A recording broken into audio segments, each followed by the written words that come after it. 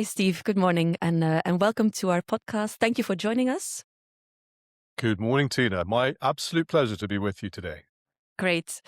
We've obviously invited you to our podcast because you'll be giving one of the keynote speeches at our conference on the 21st of March, which we're very much looking forward to. We'll get to the content of the keynote on storytelling in a bit. But maybe as a first introductory question, could you share a bit about your background, who you are, for listeners who may not know you or your work just yet? Yes, of course. So I was a teacher, and fundamentally, I think of myself as a teacher. I taught history in secondary schools, in state schools. So we have this big independent state school divide in the United Kingdom. So I taught in state schools for 17 years full time as a head of history. I also worked to train history teachers with the University of Cambridge. I then moved into curriculum design after 17 years full-time in the classroom, because I was being pulled in different directions when I was a teacher, and I was in my school holidays was working in Singapore or Kazakhstan or Egypt. And I found that the challenges and the things that I wanted to do were no longer in the classroom itself, in my own classroom. And so I branched out and started to do other exciting things. Undoubtedly, yeah. So you've been to many different school systems, but you've probably observed many lessons over the past 20 or so years. Is there one thing that you that you notice that happening very often in classrooms where you see great teaching happening? Is there like a thing that you see teachers do that you think is very significant to being a great teacher?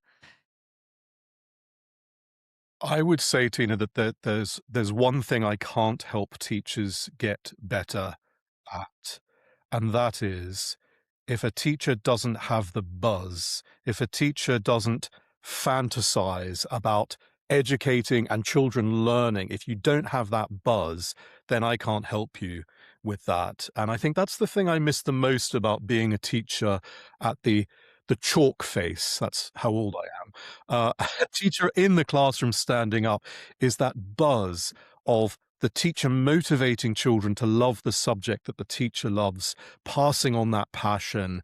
Although I'm going to be honest, the thing I miss most about being a full-time teacher was the food. We have wonderful school dinners in England, and I miss Really? apple crumble and Apple custard crumble. we had on Mondays. And I do miss that every Monday. So besides the passion for teaching, the apple crumble, yeah. Was there a turning point in your career, like a moment that affected or changed your thinking about teaching and learning? Something that you remember that kind of changed the way you looked at that? Well, I did my teacher training in 1998, Mm-hmm. 99, trained in the discipline of history, and I loved teaching history. And I was mentoring teachers at Cambridge and also part of a history teacher network, meeting with colleagues at conferences and in various events. And my community, compared, I think, with many subject communities, is so passionate about history, and we're quite protective about being history teachers. And reading the latest scholarship and sharing new ideas and sharing lessons and resources. And then I noticed that teachers such as me and my colleagues, we were being unnecessarily distracted from thinking about what we were teaching and how we were teaching it by extraneous things that were being imported into the subject. I noticed these in the early 2000s, and there was a cry from the heart amongst many history teachers, a cri de coeur, about Beautiful. things such as generic Yeah. progression frameworks that fit all subjects, as if the way you teach history is the same as maths and music and languages, or those awful learning styles that infected the education community for too many years. Mm-hmm. And I was one of those heretics. I looked for ways to subvert and to move round, navigate my way through some of these horrors that infected the teaching profession. But at heart, it was that love of history teaching. But I think the turning point was noticing these other things being imported that were not foundational to my subject, and really retaining what it is to be a good history teacher. Mm-hmm. Mm-hmm. So I guess that my next question was going to be, what did you start doing differently in classrooms or in your teaching after that? But I suppose it maybe just reinforced the fact that you noticed all these distractions, and maybe it made you stick to the subject itself a bit more, and the structure that subject demanded, maybe. Well, it is, but it is. In 2009, Daniel Willingham, the great psychologist, The Science of Learning, brought out a book, Why Don't Students Like School? And it's that cognitive scientist's answers to how the mind works, how children learn, what influences bring to bear on a child's cognitive ability. And for me, that was really important, because it wasn't learning styles, that actually children, the way in which they learn is more similar than it is different. And while every student brings unique experiences and strengths and needs to the classroom, understanding those fundamental similarities in the way that we learn, those processes, so how we pay attention, how we process information, how we build understanding, building on prior knowledge, making connections, those processes are remarkably consistent across individuals, whether they're 5 years old, whether they have special educational needs, whether they're 50 years old. And that was a kind of a turning point with me, is that although I was being faithful to my subject and trying not to let these extraneous things get in the way, Willingham codified, really made very clear this idea that how children learn is more similar than it is different. Yeah. I find it's often like almost a reassuring message as well to teachers, to get the message that the processes are very similar, regardless of the age groups you're teaching, etc., or the subjects you're teaching. It's a reassuring message that that's something you can rely on in your teaching. So Well, yeah, I you agree. think about storytelling, Tina.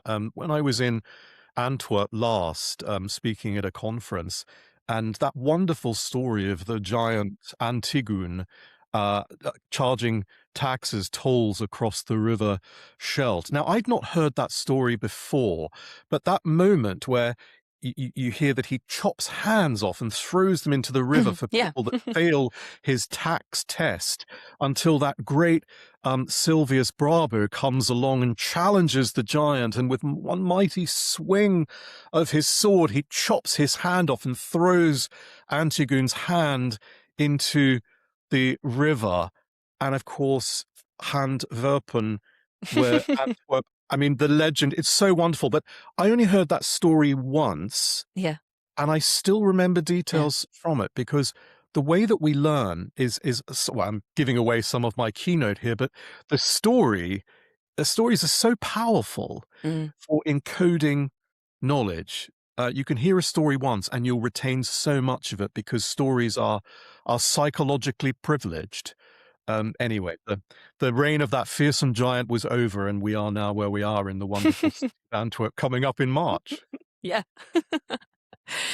Well, I actually remember I attended one of your sessions. You gave a session in Antwerp, I think 2 years ago, on storytelling and opening worlds, which we'll talk about in a bit. But you started with, I thought that was the story you were going to refer to. You started with the story of archaeologists and excavating. And I also heard you tell that story only once, but I remember how you explained the power of vocabulary, and how you build tension through that story. That kind of stuck with me as well. It was, if someone talks to me about storytelling, it's your face that I see, and I think back to that moment in Antwerp, where I at least recognize the power of storytelling a lot. But maybe we're giving too much away about the keynote. We'll come to that in a bit.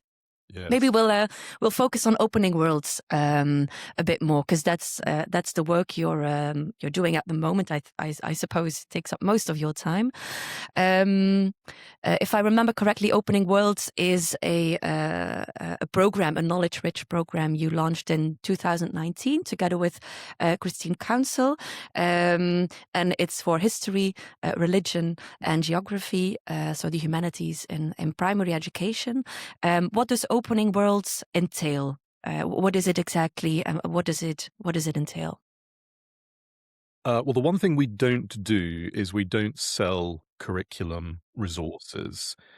We provide curriculum resources, but that's together with training, support for teachers, ongoing program-related professional development for primary schools. And because of the rapidly discernible effects on literacy from a knowledge-rich program, and also very highly inclusive approach, including all children to learn the same knowledge together, Opening Worlds kind of took off in a way that we weren't expecting it to. It didn't start off as Opening Worlds. Christine and I were asked to write a curriculum for the humanities, for history, geography, and religion, for a group of 60 schools in North London, in a borough called Haringey. And we began doing that and said to them right at the outset, we won't be able to write this in one summer, because if you want booklets and resources and wraparound support for teachers for history, geography, religion, this is going to be a several years long process. Anyway, within a couple of weeks of rolling this out in 2019, 2020, we had a phone call from a colleague of mine in Cambridgeshire saying, we've heard of this work in Haringey. I don't suppose we could have a look at this primary school knowledge-rich curriculum. And then one thing led to another. And Christine and I thought, well, we can't call it the Haringey curriculum, because schools in Newcastle and Liverpool will think, why are we teaching a London curriculum? And so Opening Worlds was born and quickly gained appeal in schools in particular that were tackling underachievement in areas of social disadvantage. So yeah, that's the story of Opening Worlds' origins. And how many schools are using the program at the moment? Because you said we started off with, or the plan was 60 schools, but I suppose it's boomed quite a bit. It is. It's in the hundreds now. I think we're between 400 and 500 primary schools, growing all the time. And what's slightly embarrassing is that Christine and I haven't even formally launched Opening Worlds yet. It's been word of mouth and people visiting other schools and then contacting us. So we will have a formal launch in the next year or so. But yeah, at the moment, it's just word of mouth. And we're very happy to work with anyone who wants Opening Worlds. But as we say, we would not sell them a particular resource. And sometimes, I mean, I'll show you a couple. Sometimes we get people saying, can we have the ancient Egypt unit, please? Or can we have the Rhine and the Mediterranean unit, please? And we say, well, no, because the whole point of a knowledge-rich curriculum is that the knowledge that you bring to the unit makes accessible that new unit. So you can't jump into a unit because it's assuming that you're bringing this and this and this very specific prior knowledge to that unit. So it's a misunderstanding of how knowledge-rich works, and it assumes that we're just writing lots of different topics and it's just a wonderful collection of topics, but it isn't at all. Much more. Yeah, that brings us kind of to one of the crucial elements, I think, of any knowledge-rich curriculum and the program of Opening Worlds as well is that coherence, both the vertical coherence, the horizontal coherence. Can you maybe explain that a bit more? How what role does that play in the program? Yes. So many curricula out there that purport to be knowledge rich are really what we would call information rich curriculums. So they're sharing wonderful knowledge with children, and children are learning wonderful knowledge, but not making connections as children move through the curriculum. And the big phrase that Christine and I use time and time again is that a curriculum is a set of promises to future teachers. A curriculum is a set of promises to future teachers. And so that coherence is saying that whatever that year 3 teacher taught you in geography, history, religion, that will be picked up on by the year 4 teacher and by the year 5 teacher. So let me give you an example of coherence across the 3 humanities subjects. I'll give you a sentence. According to Christian tradition, Jesus was born to Mary in Judea, a province in the east of the Roman Empire, located at the far east of the Mediterranean Sea. Now, how much geographical knowledge is required to understand the Mediterranean Sea, the far east of the Mediterranean Sea? These words near and far, taught in geography. Also historical words, that specific word, a province in the Roman Empire. Never mind the religious aspect of it as well. So there's a sentence that requires coherence across the curriculum in order for pupils to understand it. Yeah, yeah. If we make it a bit more specific, because you already talked about how opening worlds is like almost like a package deal more than selling separate booklets or separate lesson plans, or it's part of a whole package, including ongoing professional development, support for teachers. Is there something like a typical opening words lesson? Is there like a fixed structure or elements that often reappear in opening worlds lessons? Is that something that... Yes, there isn't something that I would call a typical opening worlds lesson in terms of structure. However, there are typical features of an opening worlds lesson. So you would expect an opening worlds lesson to be highly inclusive, to be interactive. So it may appear teacher-led, and it certainly is teacher-led, but teacher-led where there's lots of involvement of children at specific points in the lesson. Storytelling, I'll give no game away there by saying storytelling is a big feature, particularly in history and religion lessons. But even in geography, where we storify the information in order to feel like a narrative, a common feature would be pre-teaching the vocabulary that children are going to come across in the booklets much later in the lesson. So if that pre-teaching of vocabulary is secure with lots of highly interactive activities, then children are likely to find that word familiar when they see it in the text. Regular opportunities for retrieval practice. The more often that you remind yourself of something, the more likely it is to go into long-term memory. So lots of fun activities. Also, activities designed to support our limited working memory. So if I'm teaching you a new word such as Boudica. So Boudica led a revolt against the Romans when they'd invaded Britannia. And I'm teaching children the word Boudica for the first time. You'd expect me to touch my chest with my open palm and say Boudica and point to the word on the board so that children are associating with what it sounds like, with what it looks like. And then I would open my palm and the children will say the word Boudica with me. And we'll say it in our angry voice, Boudica, and we'll say it in our happy voice, Boudica, and we'll whisper it, and we'll say it to our partner, and we'll say it to the ceiling, and we'll say it to the classroom assistant over there. Highly interactive, very inclusive, lots of fun, but fundamentally, it's about evidence-based learning, doing what works. Yeah. And I remember that's something that when I listened to your keynote 2 years ago, it's something that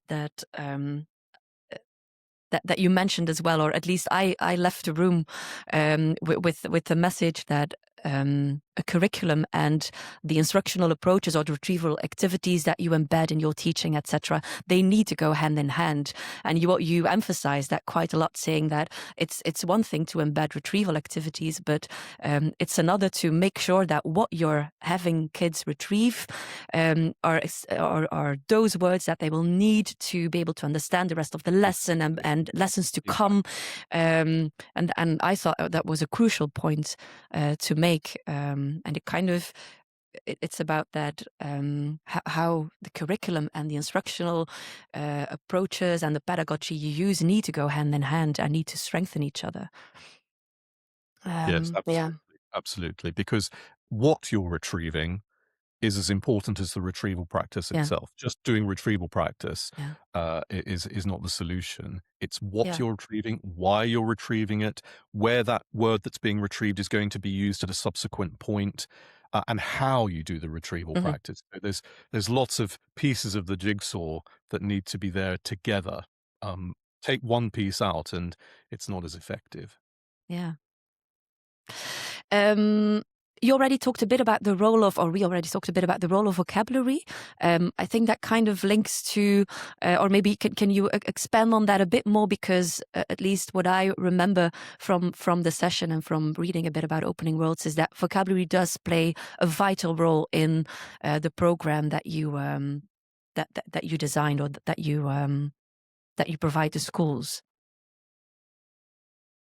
Yes. When you say vocabulary, do you mean the role of vocabulary Yeah. in Yeah. a knowledge-rich lesson? Yeah. I mean, take that lesson that I mentioned a moment ago about Boudicca's revolt against the Romans. So I wouldn't tell children at the start of the lesson that they're going to learn about Boudicca's revolt against the Romans, because they haven't learned the word Boudicca yet, and they haven't learned the word revolt yet. They're going to learn that word in the lesson. So building up to the vocabulary that you're going to learn, that journey is very important. So that lesson, in fact, I taught it a couple of weeks ago at a school in North London.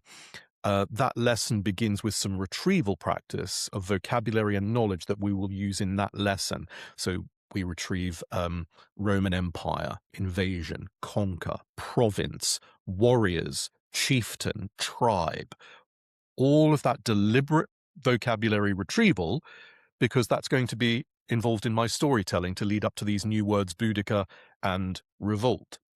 But also in that lesson, I remember teaching them these two words. I mean, English can be a real terrible language at times. So we have these two words in English where you raise an army, Hmm. but then we talk about raising to the ground a city, raising with a Z.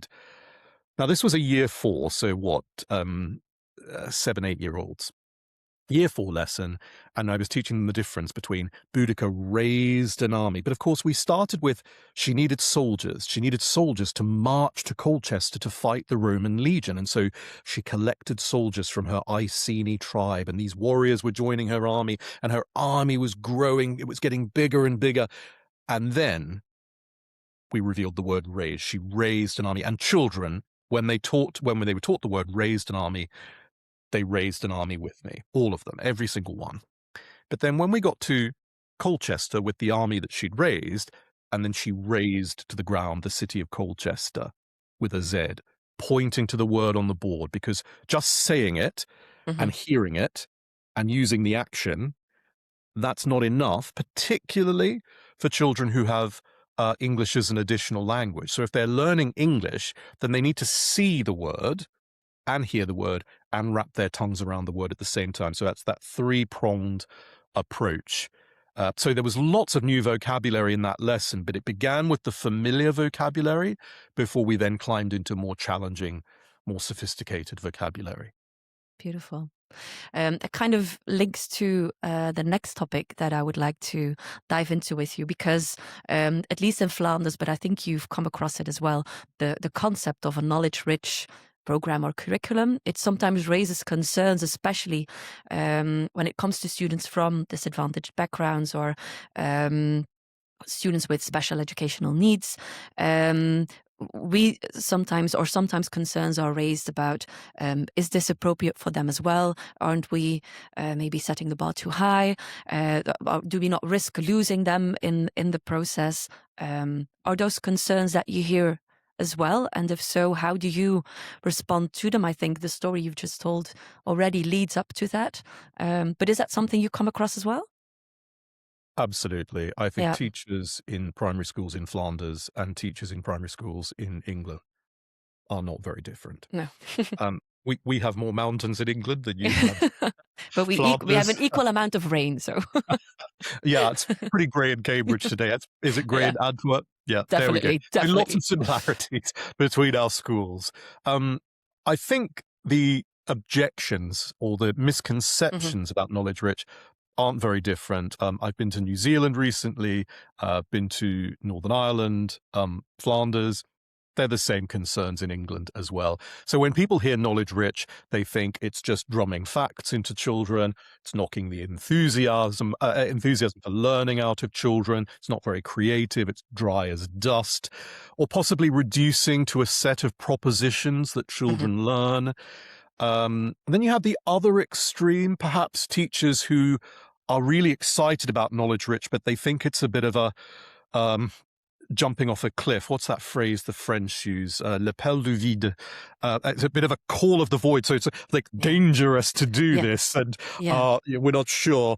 But actually, it's evidence-based. It's evidence-based about how children learn. And once that initial fear or hesitation or misconception, once it evaporates and teachers get into the first lesson and then the second lesson and realize, actually, this works. This works. And of course, they're going to make their own adaptations. I don't want teachers to teach it exactly the way that I teach. I want them to bring their personality to the lesson. After all, it's their class and they'll have their own warm rapport, and they'll notice their children's specific abilities in their class and all the various needs and challenges and joys that the children come with. But fundamentally, knowledge rich is about using evidence-based teaching for helping children to learn. And you mentioned they will. Sometimes there are concerns, but then once they start teaching the first lesson, the second lesson, and they notice it works, what do teachers notice? What feedback do you get? How do they notice that it works? What does that mean, noticing it works? How does that translate into the classroom? I mean, you take that example of the Boudica lesson that I shared. If a teacher's teaching that lesson, beginning with the retrieval of vocabulary and knowledge that children are familiar with, and then at the appropriate time in the lesson, they introduce the word Boudica for the first time. And the further teachers get into the lessons, they see how, let's say, an average lesson, children are going to learn 20 new words. I'm not going to give them all 20 at the beginning of the lesson because their working memory would be overloaded. And I'm also not going to give them those words in 4 equal stages, as if they get 5 words, 5 words. It doesn't work like that. It's where the words are most appropriate to be introduced. And so in the story, they're going to be learning about Boudica's revolt and where the Roman capital city is of Colchester and raising an army. And then we'll practice those words together long before we get to the other set of vocabulary in the second half of the lesson.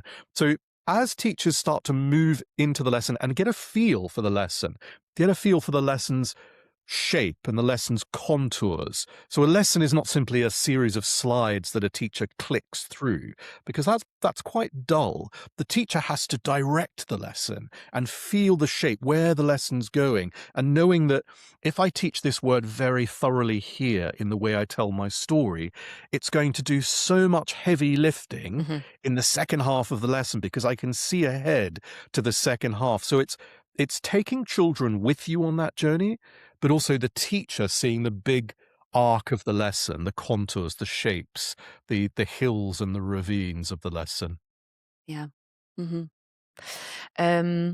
you believe that this building this shared knowledge base in the classrooms with students, do you think that is, we could label that as an equity strategy? Is that something that... Oh, without doubt. Yeah. Without doubt. I mean, school is not meant to reflect back a child's existing world. It's meant to offer new worlds to children. It's meant to take the child by the hand and lead them to places that they never knew existed, places beyond their little postcode, beyond their neighborhood, places that I would say every child in Flanders and in England has a right to belong to. There's a chief executive of a multi-academy trust of schools in England called Mark McCourt, and he famously said that if we allow cultural knowledge to be inherited by the advantaged children, by the children who already arrive in school with lots of bedtime stories because they've got lots of books in the house, if we allow cultural knowledge to be inherited rather than taught by teachers, then fundamentally we give up on justice. We allow a child's background to dictate a child's future, and we let go of one of the very reasons why our schools exist. Why do we teach children? And so to offer a demanding, powerful, knowledge-rich curriculum to every child is not elitist. It's egalitarian. It says to the child, you're worthy of this knowledge. You're capable of wrestling with complexity. You deserve access to the accumulated wisdom and accomplishments of those who've come before you. This is your birthright. And it's now yours to own and to protect and to discuss with others. But to deny children that under the guise of empathy is not kindness. It's surrender. So it is fundamentally about equity. Yeah, beautiful. And indeed, almost like the teacher's promise that I'm going to give you access to all of that knowledge, and it's my responsibility to take you to bring you to that knowledge, to make it accessible to you. Absolutely. Yeah. There was an American president who once warned of the soft bigotry of low expectations. And that phrase has always stayed with me. It remains one of the most devastatingly accurate descriptions, I think, of what happens when we mistake compassion for capitulation. And we say to some children, you're from this particular immigrant background, or you're from this ethnicity, or you're from this socioeconomic background. So we're going to exclude you from this knowledge out of compassion because it's just too complicated, or it's not for people like you. And suddenly we're just reducing our expectations of those children and pushing them to the margins of society for the rest of their lives to look in as the rest of us, the educated people like you and me and teachers in Flanders, have educated conversations about Plato or the poetry of Keats or the literature of Henri Conscience or any of these things that we can have discussions and learn about. And we say to these children, you'll forever be pushed to the margins. Yeah. You've worked with a lot of schools to, as you said, you provide ongoing support, teacher professional development. So you've worked with many, many schools to implement the program. Are there pitfalls that often occur when we're talking about implementation? Are there pitfalls that you see appearing often that are maybe related to the implementation of programs like this? Yes, there are. And I think the further that Christine and I have gone in developing the curriculum, and we go into multiple schools as often as we can, we're very good at addressing those before they become a problem. So little things that we noticed at the beginning, where teachers perhaps focus on the pedagogy, the way of teaching, at the expense of the subject, at the expense of the curriculum and what they're teaching. And that can lead a little bit to that genericism that I was talking about at the beginning, that somehow doing retrieval practice will have a big effect. And actually the focus then becomes on the retrieval practice rather than why are we retrieving this? What is this going to do later on in the lesson? Or what is this going to do in the next unit? Or possibly, what am I teaching in year 3 in my unit on ancient Egypt about excavation and archaeologists, that the year 5 teacher is going to bless the day that I was born because she doesn't have to teach them the word excavating because she knows that I taught them that in year 3. So that's one pitfall where teachers focus on the minutiae of the pedagogy, that the techniques and approaches of teaching it, and lose sight of the whole point of the curriculum. I'd say another pitfall is losing sight of the core purpose of a knowledge-rich curriculum, that knowledge building, that prior knowledge provides access to future knowledge. And if I was to add a third one that occurs to me, it's too much of a focus on what's in the children's books. What am I assessing? I need to see lots of writing in their books. And if some lessons there's not much writing, the teacher may think, oh gosh, how do I assess if the children are learning? It's a little bit like weighing a pig will make the pig fatter. I constantly need to assess what's in the children's book, what they're writing, etc., etc. It doesn't make the child any more knowledge secure if they have lots in their books. It's what's in their heads that matters, not what's in their book. And that other phrase that a colleague of mine, Michael Fordham, he's now a head teacher of a wonderful school in Norfolk, where he coined the phrase that the curriculum is the progression model, that a knowledge-rich curriculum, as children work their way through it in whatever subject, the curriculum itself is helping the child make progress. So not looking at what's in their book on that particular day as the measure of whether they're making progress, but what's in their heads, what can they know, what can they connect, what can they explain that is dependent on prior knowledge. That's the measure of whether the curriculum is working. If you in the schools that you work with that have successfully implemented or are on their way to successfully implement the curriculum, what does professional development look like in those schools? What does it look like in their organization? What role do school leaders play in that professional development? Can you give us a bit of insight into that? Well, I imagine it's very similar in Flanders. Secondary school teachers teach a particular subject. So they're passionate about geography or music or history or maths. Primary school teachers have to teach all of those. They're expected to be Leonardo da Vinci's. They're expected to be polymaths, know everything about everything, and children look up to you as the specialist in everything. Yes.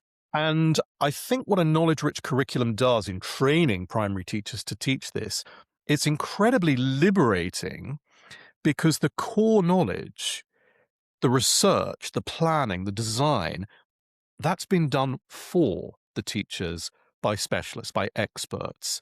And then it's teachers recognizing that teaching thoroughly of the secure knowledge, of the core knowledge, making it secure, the sequencing of that knowledge, that is going to have a powerful effect long term. And trusting in the power of the curriculum, incredibly liberating for teachers. And so in terms of teacher development, that phrase, a curriculum is a set of promises, future teachers, it's why Christine and I in Opening Worlds have wraparound support for schools, where we train teachers at the beginning before they go anywhere near teaching the curriculum. And then we have what we call development days. We have 2 a year where we bring all Opening Worlds teachers online from all over the country for 2 development days a year to support them, show them our latest resources, how they connect to earlier resources. So a year 3 teacher can see a year 6 resource and think, I taught them that word in year 3. Absolutely. So what you did there made that possible. Yeah. That's a big effect. I mean, take a word like empire. The year 3 teacher teaches the word empire for the very first time with the Persian unit, where the Persian king takes over the city of Babylon that already has a king. And so a king rules over another king's kingdom, and there's a word to describe that. So that Persian king is building an empire. And then, of course, Alexander the Great comes along from the west, and he conquers the Persian Empire and goes all the way up to the Indus Valley. His empire is even bigger than the Persian Empire. So when children move through the curriculum and they get to the Roman Empire, we don't need to teach them the word empire, but they're coming across a different iteration of empire, a different manifestation of empire, where we're now using the word emperor. We didn't use the word emperor to describe the Persian king or Alexander. And as they move into the Christian empires of Aksum in East Africa, modern-day Ethiopia, or the Christian empire of Byzantium, and then the Arab Islamic empire of the 7th century, as Islam bursts out of Arabia, that fascinating and intriguing story, that word empire is taking on different shapes because of what the year 3 teacher taught them in that lesson about the Persian king. So teacher development, crucial to Opening Worlds, that you are part of a much, much, much bigger plan. A crucial part. I remember that phrase that you used about the curriculum being a set of promises made to future teachers. We've used it in our center a lot ever since you shared that with us. I think it's a beautiful It was realization. Michael Fordham who Yeah, coined it, yes, and yeah. we've all stolen it from him shamelessly. It's such a good quote, so I It think we're really allowed. Now let's turn to your keynote, obviously, because hopefully many of the visitors will be enjoying your keynote on storytelling. We already talked quite a bit about storytelling, but could you maybe summarize wherein lies the power of a great story to you personally? Could you summarize that for us? Yes, well, I don't want to give too much away, but I could encourage people to source George Saunders's wonderful book where he looks at 4 Russian novelists and he looks at what makes a great story, what makes great fiction. And I think when it comes down to the classroom, yes, stories are wonderful to tell, and you hook the children in, and you see them as their eyes are transfixed on what's going to happen next. They fall into the story with you. Hmm. If it's told well, if it's told Yeah. badly, then you might as well be going through a series of bullet points on the slide. Hmm. But if it's told well, then what children are doing, that first stage of learning something. So the first stage is encoding. The second stage is consolidation. And then the third stage is retrieval. But don't make retrieval do all the heavy lifting. Start with encoding. Make the encoding the first time that children hear something, the first time they register something. If that's done well, then that story is doing a lot of wonderful work that children will benefit from. And actually, it will make the teacher's life easier later on in the lesson. So without giving too much away, yeah, it's about how storytelling not just builds knowledge and keeps children engaged, but that it's that first stage of when we hear something and we register it. If it's told well, it's more likely to lodge, to be retained. Hmm. Do you feel that the power of stories is underrated then? Do you feel many teachers or teachers sometimes maybe underrate the power of stories when you visit schools, when you talk to teachers? I think it's a mix. I think teachers know the power of stories. We all know the power of Hmm. stories, Hmm. but I think there's a sense that stories are a bit frivolous, Hmm. that it's an Hmm. indulgence to take time over a story with a class, because as teachers we're constantly clock watching. We're thinking, I need to get through this, and I've got 2 activities, and I've got that retrieval practice at the end of the lesson, and I'm constantly up against the clock, and so stories feel a bit superfluous, or I need to shorten it. And really my keynote is saying to teachers, not only be brave and slow down the story, but rest assured that by slowing it down, you're actually going to make the writing task more effective. So don't think that the story is the frivolous bit and the writing task is the important Hmm. bit. If the story's told well, the writing task is going to be performed more effectively. So it's an efficient use of time Hmm. to tell a story well. Great. I'm really looking forward to hearing you talk more about. Will you be Me too. obviously you will be sharing a story as well, right? You will be telling us a story in the I keynote. may be telling you more Okay. than once, Oh, not as okay. an indulgence, but just to illustrate. But yeah, I do love a good story. Great. Um, all right. Well, thank you so much for taking the time to do this podcast with us. I can only recommend our listeners to come and enjoy your keynote at our conference. And we'll be seeing you in Antwerp shortly then.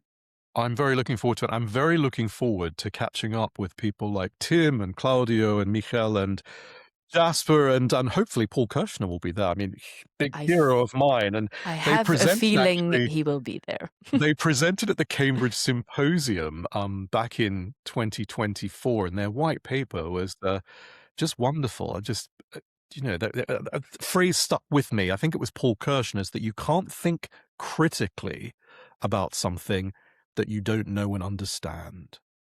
And that's the power of the knowledge-rich curriculum. Great. Well, thank you so much for taking the time, and looking forward to catching up in Antwerp as well. My pleasure. Thanks for your time, Tine.